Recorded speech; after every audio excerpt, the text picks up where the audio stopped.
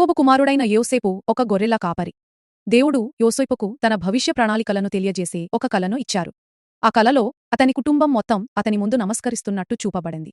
ఇది ఒక దైవిక ఎంపికను సూచిస్తోంది.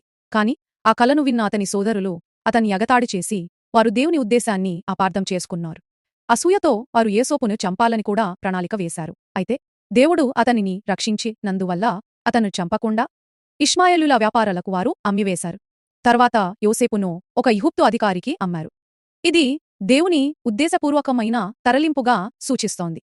ఐగుప్తులో ఒకరోజు పొతీఫరు భార్య ఈ పవిత్రుడైన యోసేపును తప్పుగా నిందించింది. ఇది దేవుడు అనువదించిన అన్యాయమైన బాధ. కాని ఆ కారణంగా యోసేపును చెరసాలలో పెట్టారు. ఇది నాశనం కోసం కాదు.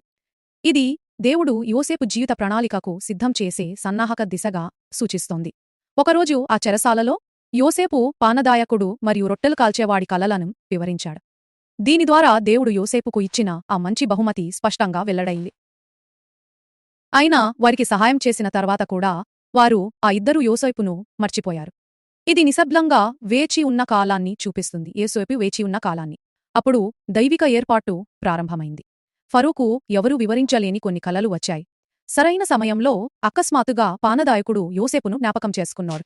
ఇది యోసేపుకు దేవుడు ఇచ్చిన బహుమతిని బయటపెట్టే పరిపూర్ణ సఫలతగా చూపిస్తోంది.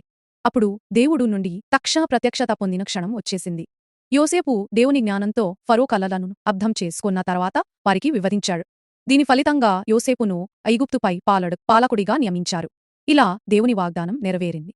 అంటే మనిషి జీవితంలో జరిగే ప్రతి అడుగు, ప్రతి పదం దేవుని యొక్క వాగ్దానం వైపుకు మమ్మల్ని నడిపిస్తుంది. అతని జీవిత ఆరంభంలో కలలో చూపబడిన అదే వాగ్దానం, అంటే అతని కుటుంబం అతని ముందు నమస్కరించి Please subscribe.